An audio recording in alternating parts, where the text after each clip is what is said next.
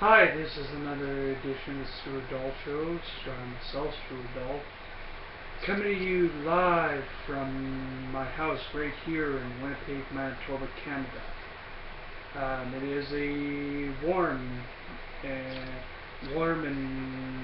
hot Tuesday afternoon, but temperatures are still going to get even warmer throughout the week, and there, might be a chance of rain in that. What else? On another subject, looks like after 17 hours of late night talks, it looks like Greece has their third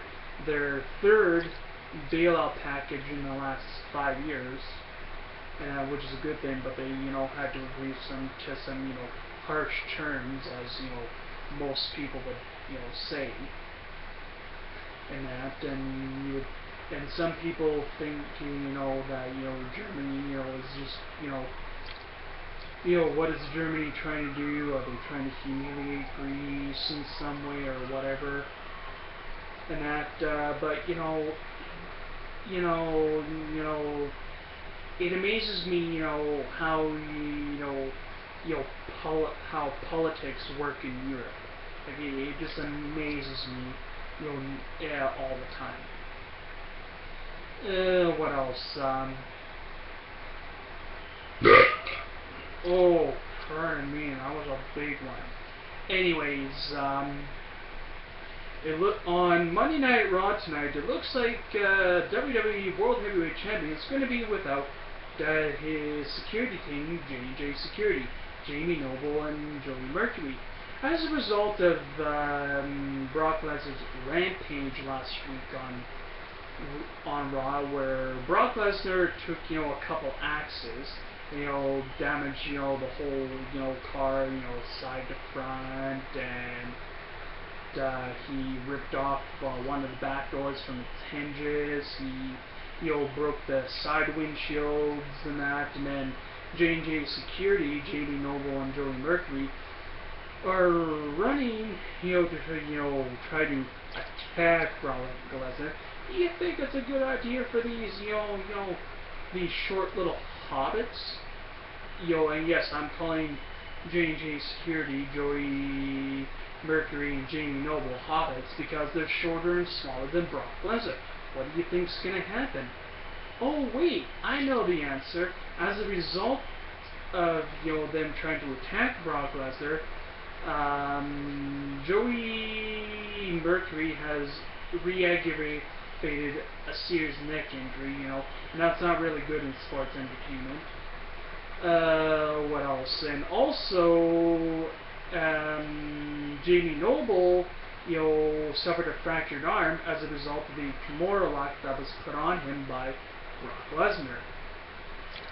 And I believe it was either Jamie Noble or Joey Mercury, I'm not sure, but one of them unfortunately had to get 12 stitches in their back as a result of being as a result of being suplexed, into the front windshield, and you could just say, ouch! And sometimes watching, WWE wrestling on TV myself, sometimes I just cringe in pain because my stepdad, Larry Dubesky, used to do pro wrestling back in the 80s. And he went by two wrestling names. He went by Handsome Larry Hansen and the Golden Sheik.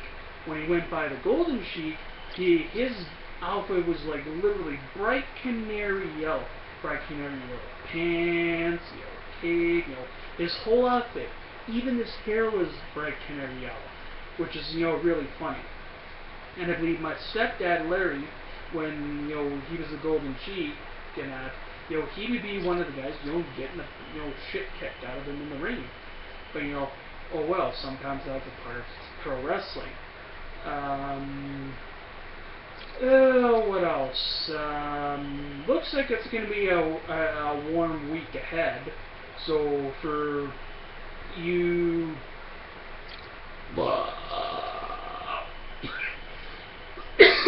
Oh, excuse me. Pardon me for that Anyways, for you people that have to be out in the heat, all this week, make sure that you drink plenty of water, make sure you have lots of sunscreen if it's really sunny out and it's hot, and most importantly, make sure you have a hat on your noggin. And that, because the last thing you want is to get heat stroke, and then have to be someone have to call an ambulance and have to get an ambulance to send you to the nearest hospital, and that's not a good thing. Heat stroke is not a good thing. And that what else? On another subject, the Major League Baseball is now on a break, I believe, till Thursday or Friday because of the All-Star game that's tomorrow. That starts tomorrow in Cincinnati, Ohio, and it's going to be an awesome one this year. And also on another sports-related subject, the Winnipeg Blue Bombers face off against the Calgary Stampeders this Saturday, I believe, in Calgary at McMahon Stadium. And here are I think my keys, to the game for the Winnipeg Blue Bombers. The Winnipeg Blue Bombers, like on, special teams, because special teams are the most important part to a football game. Whether it be kickoff return or punt return, whoever's on kickoff returner and punt return, they have to catch the ball in the air and run as fast as you can. Don't run east or west, just run just north or south, depending on which way you have to run. And try to, and the key to, I think the key to kickoff return and punt return, is, for that person, to get as far down the field as possible, so, Winnipeg Blue Bombers, have good field position. And what else? And another key to the game for the Winnipeg Blue Bombers are to not take stupid, unnecessary penalties, like holding, that's avoidable, or pass interference, or in relation to the 5-yard rule for defensive backs, up to 5 yards, a defensive back can give a receiver shot, or jam the receiver or whatever up to that 5-yard neutral zone. After 5 yards, the DB has to let go of the receiver. Otherwise, that's going to be called for illegal hands, or whatever the penalty is. But those are, I think that's another key to this Saturday's game for the Winnipeg Bombers, is not to take stupid, unnecessary penalties, which for any team kills teams. And then also, I think for Winnipeg's offense, I think it's really important that the offensive line protects Drew Willie. It does a really good job in protect Drew Willie, especially on their pass protection when Drew Willie's going through his motions and throwing to the ball to the receiver and that. That's another key to the game, I think. And for Winnipeg's defense, they really need to get pressure up the middle and up the sides and that on Bo Levi Mitchell. That's another key. And I think in my opinion, the starters to watch for the Winnipeg Blue Bombers are Drew Willie, obviously. Clarence Denmark, who's Drew Willie's go-to receiver, and I believe his name's Paris Cotton. I think this is I think the key to Winnipeg's offense on Saturday. Winnipeg's offense, on the run, really has to grind the ball up the middle all day long, and just keep on doing that, the Calgary. Especially, and then for Winnipeg's passing game, the receivers really need to get open for Drew Willie and catch the ball and not drop it. And and then that's I think another key to the game. And then another one is Winnipeg's kicker and punter, oh, I'm not even going to pronounce the guy's name, but Winnipeg's kicker, Tyler Lahu, I think his name is. He needs to really just, like on punts that just really just kick the ball as far down the field as possible, so you don't give the the person that's returning an opportunity to return the ball. And that, what else? Yeah, those are just, I think that's just, my opinion on, this Saturday's football game between the Winnipeg Blue Bombers and the Calgary Stampeders. Winnipeg has to get off to a really good start and not let their foot off the gas, and especially on defense when it comes to Calgary. Like if you give both Bull Levi Mitchell a lot of time, he's just gonna find the first open receiver and then boom, gone. Or even worse, he could hand it off to to John Cornish.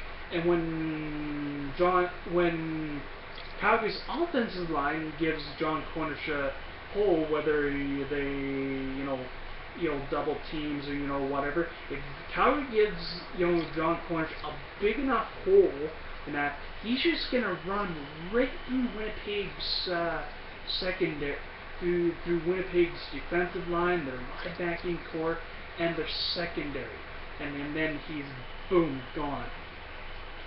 And that, even though the Winnipeg Blue Bombers won their last game 25-23, to me, that's not good enough for Winnipeg. Like I said, they have to get off to a good start. And like I said, there's two keys to Winnipeg's offensive game: their running game and their passing game. And I think, in my opinion. And as long as the receivers do their job, the offensive line do their job, the running back does his job, everyone is fine.